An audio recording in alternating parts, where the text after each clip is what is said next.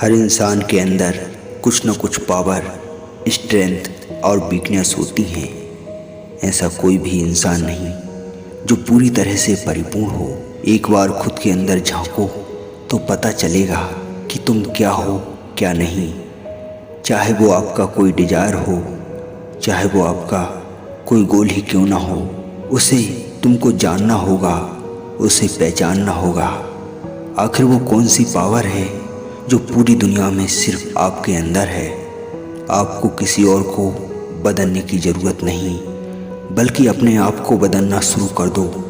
फिर देखना धीरे धीरे आपको सारे जवाब मिलना शुरू हो जाएंगे, क्योंकि आपकी अच्छाई और आपकी बुराई आपके अंदर है, बाहर नहीं।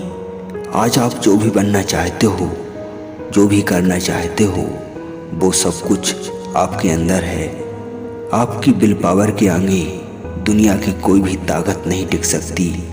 यह दुनिया तुम्हें बार बार डराएगी, यह दुनिया तुम्हें धमकाएगी, यह दुनिया तुम्हें नीचे गिराएगी, लेकिन डरना नहीं, क्योंकि यदि आपके सपने बड़े हैं, आप वो करना चाहते हो जो आज तक किसी ने नहीं किया, तो याद रखना प्रॉब्लम भी बड़ी बड़ी आएंगी, क्योंकि आपको कुछ बड़ा करना है तो सोचना भी बड़ा ही होगा।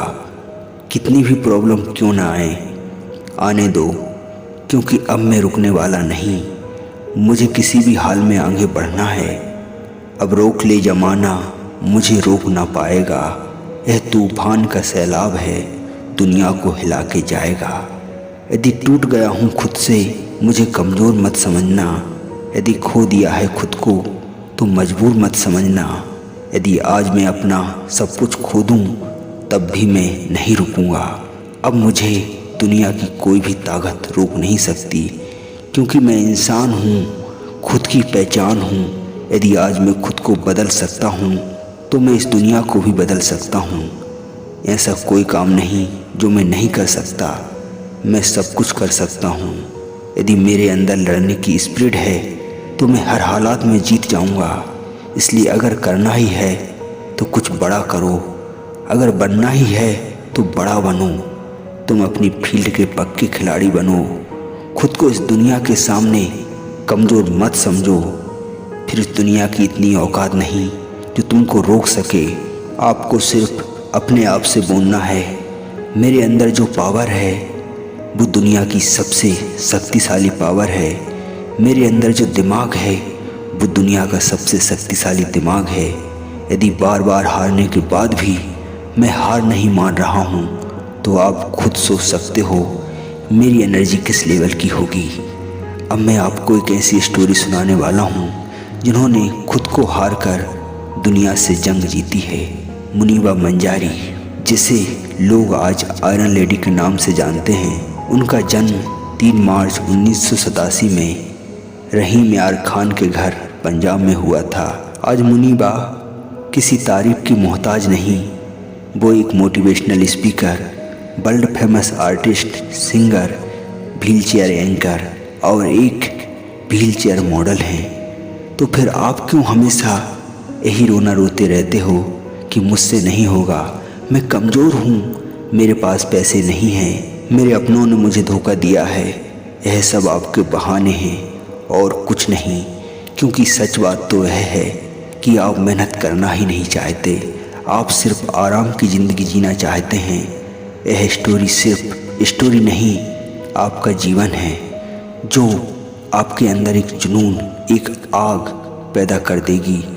चाहे हालात कैसे भी हों, चाहे कोई भी आपका साथ नहीं दे रहा हो, बस एक बार इस स्टोरी को पूरा सुन लेना। अपने हालातों पर रोना भूल जाओगे, यह कहना भूल जाओगे कि मुझसे नहीं होगा। इसे सुनने के बाद यदि आपसे कोई कहे तुझसे नहीं होगा, तो जाकर पूछना उससे, क्यों नहीं होगा, मैं क्यों नहीं कर सकता। और इस क्यों का जवाब देने वाला आज तक पैदा ही नहीं हुआ, ना कभी होगा, क्योंकि इस दुनिया की शुरुआत क्यों से शुरू होती है और इसका अंत कब होगा किसी को पता ही नहीं। लिख दो अपनी कहानी, किसने रोका है तुम्हें, कर दो कुछ ऐसा, किसने टोका है तुम्हें। कुछ ऐसा करो कि दुनिया याद करे, जो कहते थे तुझसे नहीं होगा, वो तुझसे ही मिलने की एक दिन फरियाद करे। अब मैं स्टोरी पर आता हूँ। मुनीबा मंजारी, आज जो कुछ भी दुनिया के सामने है उसके पीछे एक बहुत बड़ी दर्दनाक स्टोरी है जो आज हर इंसान को जीना सिखा देगी। यह बात उस समय की है जब उनकी उम्र 21 साल की थी। जिस उम्र में इंसान अपनी ज़िंदगी संवारता है, उस उम्र में वो बहुत ही दर्दनाक हादसे की चपेट में आ गई थी, जिसके कारण वो आज व्हील चेयर का इस्तेमाल करती हैं। वह जिस परिवार से थीं, वह पुरानी परंपराओं से बंधा हुआ परिवार था, जहां लड़की को बोलना तो दूर की बात है, उससे पूछा भी नहीं जाता था कि वो अपनी ज़िंदगी में क्या करना चाहती है। वो सपने तो देखती थी, लेकिन उसके सारे सपने घर की चारदीवारी में ही कैद रहते थे। वो चाहकर भी कुछ नहीं कर पाती थी, वो चाहकर भी घर से बाहर नहीं निकल पाती थी। यही ज़िंदगी थी मुनीबा मंजारी की। इसलिए 18 साल की उम्र में उनकी शादी कर दी थी, जबकि उनकी पढ़ाई भी पूरी नहीं हुई थी। उनके पिता ने उनकी शादी पाकिस्तान के पूर्व वायुसेना के पायलट खुर्रम शहजाद से करा दी, क्योंकि उनका मानना था कि लड़कियों की शादी जल्दी कर देनी चाहिए। मुनीबा इस शादी से बिल्कुल खुश नहीं थी, क्योंकि उन्हें उनकी पढ़ाई पूरी करनी थी, उन्हें अपने सभी सपने पूरे करने थे, लेकिन सब चूर चूर हो गए। 27 फरवरी 2008, इस दिन को वो आज तक नहीं भुला पाए। वो अपने पति के साथ अपनी कार से रहीम यार खान जा रही थीं। कार चलाते वक्त अचानक उनके पति की आंख लग गई और देखते ही देखते कार बेकाबू हो गई और बेकाबू होकर एक गहरी खाई में जा गिरी। उस समय मुनीबा के पति तो कार से किसी तरह नीचे कूद गए, लेकिन मुनीबा कार के अंदर ही रह गई और कार खाई में गिर गई। कार का एक एक पुर्जा निकलकर अलग हो गया था। जब कार की यह हालत थी तो उसके अंदर बैठे हुए इंसान की क्या हालत हुई होगी, इसका अंदाज़ा भी नहीं लगाया जा सकता। मुनीबा के शरीर की सारी हड्डियां बुरी तरह फ्रैक्चर हो गई थीं, बस उनकी सांसें चल रही थीं। बचने की कोई उम्मीद नहीं थी।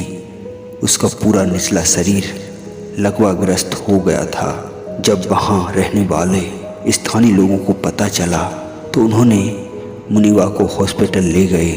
जब 3 घंटे बाद मुनीबा हॉस्पिटल पहुंची, जहां डॉक्टर ने उन्हें 50% फ्रैक्चर बताया और कहा कि इनकी कंडीशन बहुत ही क्रिटिकल है, इन्हें किसी और बड़े हॉस्पिटल में ले जाओ। फिर उन्हें रहीम यार खान के एक हॉस्पिटल में ले जाया गया और आखिरी में उन्हें आगा खान हॉस्पिटल कराची में एडमिट कराया गया।